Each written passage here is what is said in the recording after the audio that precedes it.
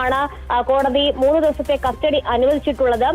എന്തായാലും ഈ ക്യാരവാൻ നിലവിൽ പോലീസ് കണ്ടെടുത്തിട്ടുണ്ട്. ചങ്ങനാശ്ശേരിയിൽ നിന്നുമാണ് ഈ കുറ്റകൃത്യം നടന്നുവെന്ന് സംശയിക്കപ്പെടുന്ന 2 ക്യാരവാനുകൾ കണ്ടെടുത്തിട്ടുള്ളത്. ഇതിൽ ഒന്നിലാണ് കുറ്റകൃത്യം നടന്നിട്ടുള്ളത്. അത് ഏതാണെന്ന കാര്യത്തിൽ ഇപ്പോഴും അവ്യക്തത നിലനിൽക്കുന്നുണ്ട്. വിശദമായിട്ടുള്ള ചോദ്യം ചെയ്യലിന് ശേഷമായിരിക്കും പ്രതിയായിട്ടുള്ള രഞ്ജിത്തിനെ തെളിവെടുപ്പിനായിട്ട് പുറത്തേക്ക് കൊണ്ടുപോകുക. നിലവിൽ വനിതാ പോലീസ് സ്റ്റേഷനിലാണ് രഞ്ജിത്ത് ഉള്ളത്. മെഡിക്കൽ പരിശോധനയൊക്കെ തന്നെ പൂർത്തിയാക്കിയ ശേഷമാണ് പോലീസ് സ്റ്റേഷനിലേക്ക് രഞ്ജിത്തിനെ അന്വേഷണ സംഘം കൊണ്ടുവന്നിട്ടുള്ളത്. ജനുവരി 30-ാം തീയതിയാണ് ഈ കേസിന് ആസ്പദമായിട്ടുള്ള സംഭവം നടക്കുന്നത്. ഫോർട്ട് കൊച്ചിയിലെ സിനിമാ ലൊക്കേഷനിൽ വെച്ച് യുവനടിയായിട്ടുള്ള പെൺകുട്ടിയെ ക്യാരവാനിലേക്ക് വിളിപ്പിക്കുകയും അവിടെ വെച്ച് ലൈംഗിക അതിക്രമം കാട്ടുകയുമായിരുന്നു. പെൺകുട്ടി ക്യാരവാനിൽ നിന്ന് പുറത്തേക്ക് ഇറങ്ങി ഓടുന്നത് ലൊക്കേഷനിലുള്ളവർ കണ്ടിട്ടുണ്ടെന്നും ഈ പരാതിക്കാരുടെ മൊഴിയിലടക്കം വ്യക്തമാക്കിയിട്ടുണ്ട്. അതുകൊണ്ട് തന്നെ ലൊക്കേഷനിൽ ഉണ്ടായിരുന്ന ആളുകളെയൊക്കെ തന്നെ പോലീസ് തെളിവെടുപ്പിന് വേണ്ടിയിട്ട് വിളിപ്പിച്ചു തുടങ്ങിയിട്ടുണ്ട്. ചോദ്യം ചെയ്യലിനും മൊഴിയെടുപ്പിനുമായിട്ടാണ് ഇവരെ വിളിപ്പിച്ചു തുടങ്ങിയിട്ടുള്ളത്. എന്തായാലും 3 ദിവസം കസ്റ്റഡി ലഭിച്ചിട്ടുള്ള രഞ്ജിത്തിനെ വിവിധയിടങ്ങളിൽ തെളിവെടുപ്പിനായിട്ട് പോലീസ് എത്തിക്കും. അതുകൂടാതെ വിശദമായിട്ട് തന്നെ ചോദ്യം ചെയ്യും. ശരി, രേഷ്മ ബാബുവാണ് വിവരങ്ങൾ നൽകിയത്.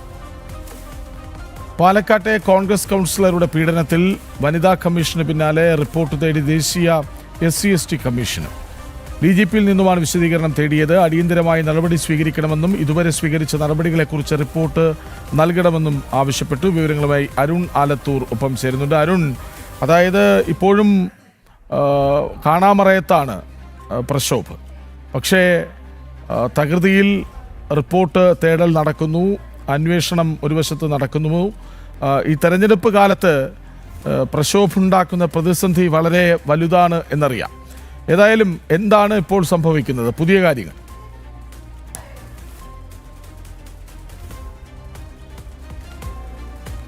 കൃഷ്ണരാജ്, വെറും 22 വയസ്സ് മാത്രം പ്രായമുള്ള ദളിത് പെൺകുട്ടിയാണ് പാലക്കാട്ടെ കോൺഗ്രസ് കൗൺസിലറായ പ്രശോഭ് സി വത്സൻ പീഡിപ്പിച്ചതായിട്ട് പരാതി ഉയർന്നത്. പോലീസ് ഈ സംഭവത്തിൽ കേസെടുത്തെങ്കിലും ഇതുവരെയും പ്രശോഭിന്റെ അറസ്റ്റ് ഉൾപ്പെടെയുള്ള നടപടികളിലേക്ക് കടന്നിട്ടില്ല. നേരത്തെ കൃഷ്ണരാജ് സൂചിപ്പിച്ചതുപോലെ തന്നെ ഈ കൗൺസിലർ ഇപ്പോഴും ഒളിവിൽ തുടരുന്ന സാഹചര്യമാണുള്ളത്.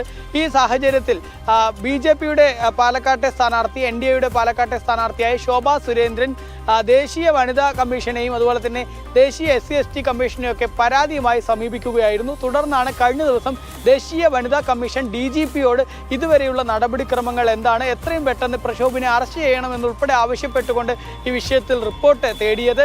അതിന് പിന്നാലെ ഇപ്പോൾ ദേശീയ SC/ST കമ്മീഷനും ഈ വിഷയത്തിൽ റിപ്പോർട്ട് തേടിയിരിക്കുകയാണ്. DGPയോടാണ് റിപ്പോർട്ട് തേടിയിരിക്കുന്നത്.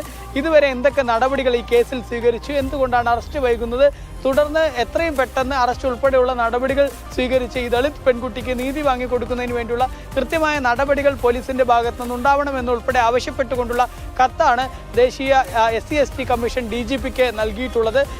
ഏകദേശം 8 ദിവസത്തിനകം ഇതുമായി ബന്ധപ്പെട്ടുള്ള വിവരങ്ങൾ സമർപ്പിക്കണം എന്നുള്ളതാണ് SC/ST കമ്മീഷൻ ഈ വിഷയത്തിൽ അറിയിക്കുകയും ചെയ്തിരിക്കുന്നത് എന്നുള്ളതാണ്. ഏതായാലും കോൺഗ്രസിനെ സംബന്ധിച്ചിടത്തോളം തെരഞ്ഞെടുപ്പ് കാലത്ത് വലിയ നാണക്കേടായി ഈ വിഷയം മാറുന്നു എന്നുള്ളതാണ്. പ്രത്യേകിച്ച് ഈ പ്രശോഭ് സി വത്സൻ എന്ന കോൺഗ്രസ് നേതാവ് ഇത്തരത്തിലൊരു പീഡനം നടത്തിയതോടുകൂടി നേരത്തെ രാഹുൽ മാങ്കൂട്ടത്തിൽ എന്ന MLAയുടെ ഭാഗത്ത് നിന്ന് നിരവധി പെൺകുട്ടികൾക്ക് നേരെയുള്ള പീഡനങ്ങൾ ഉണ്ടായെങ്കിൽ ഇപ്പോൾ കൗൺസിലർക്ക് നേരെയും, അത് പ്രത്യേകിച്ച് പിഷാരടിയുടെ തെരഞ്ഞെടുപ്പ് പ്രചാരണത്തിന് മുൻപന്തിയിൽ നിന്നിട്ടുണ്ടായിരുന്ന കൗൺസിലർ തന്നെ ഈ പീഡന ആരോപണത്തെ തുടർന്ന് ഒളിവിൽ പോയ സാഹചര്യത്തിൽ അത് വലിയ നാണക്കേടാണ് കോൺഗ്രസിനെ സംബന്ധിച്ചിടത്തോളം സൃഷ്ടിച്ചിരിക്കുന്നത്. അതേസമയം തന്നെ പോലീസ് എന്തുകൊണ്ട് ഇത്തരത്തിൽ അറസ്റ്റ് വൈകിപ്പിക്കുന്നു എന്നുള്ള ചോദ്യവും പ്രധാനമായിട്ടും ഉയരുന്നുണ്ട്. കോൺഗ്രസിനെ സഹായിക്കാൻ വേണ്ടി മുഖ്യമന്ത്രി പിണറായി വിജയനും ആഭ്യന്തര വകുപ്പും ഒത്തുകളിക്കുകയാണ് എന്നുള്ള വിമർശനവും ഇതിനോടകം തന്നെ ശക്തമായിട്ടുമുണ്ട് ഈ വിഷയത്തിൽ. ശരി, വിവരങ്ങൾ നൽകുകയായിരുന്നു അരുൺ ആലത്തൂർ. വീണ്ടും ഒരു ഇടവേളയ്ക്ക് ശേഷം വളരെ പെട്ടെന്ന്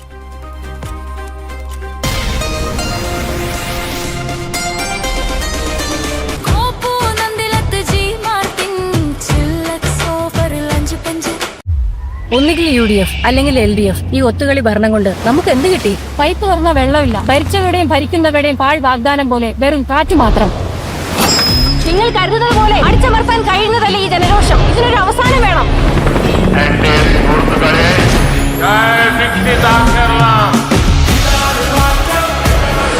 വീണ്ടെടുക്കും നമ്മുടെ ജലസ്രോതസ്സുകൾ. എല്ലാ വീട്ടിലും സൗജന്യ കുടിവെള്ളം. ഇതാണ് മാറ്റം. ഇതാണ് വികസിത കേരളം.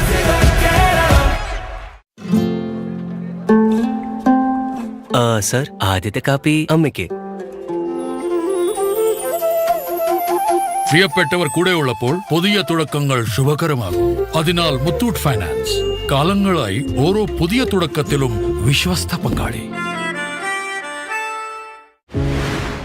നമ്മൾ ലോകകപ്പ് ജയിച്ചപ്പോൾ കേവലം നമ്മുടെ ടീമല്ല ജയിച്ചത്, മൊത്തം രാജ്യമാണ് ജയിച്ചത്. ആ നിമിഷം എല്ലാ കളിക്കാരും എല്ലാ നാട്ടുകാരും അഭിമാനം കൊള്ളുകയായിരുന്നു. എന്നാൽ ഈ വിജയം അവിചാരിതമായി വന്നതല്ല. ലോകകപ്പ് സമയത്ത് കോച്ചും നമ്മുടെ സപ്പോർട്ട് സ്റ്റാഫും ഓരോ ടീമിന്റെയും ഡാറ്റയും സ്റ്റാറ്റിസ്റ്റിക്സും ശേഖരിക്കുമായിരുന്നു. ഈ സ്റ്റാറ്റിസ്റ്റിക്സിൽ നിന്നാണ് നമ്മൾ നമ്മുടെ തന്ത്രങ്ങൾ രൂപപ്പെടുത്തിയത്. തുടർന്ന് കളത്തിലിറങ്ങി ആ തന്ത്രങ്ങൾ യാഥാർത്ഥ്യമാക്കി. ശരിക്കും ഇതേപോലെ രാജ്യത്ത് സെൻസസ് 2027 ആരംഭിക്കാൻ പോകുന്നു. എന്യൂമറേറ്റർ നിങ്ങളുടെ വീട്ടിൽ വരുമ്പോൾ അദ്ദേഹത്തെ സ്വാഗതം ചെയ്യുക. അവർ നിങ്ങളോട് കുറച്ച് ചോദ്യങ്ങൾ ചോദിക്കും. നിങ്ങളുടെ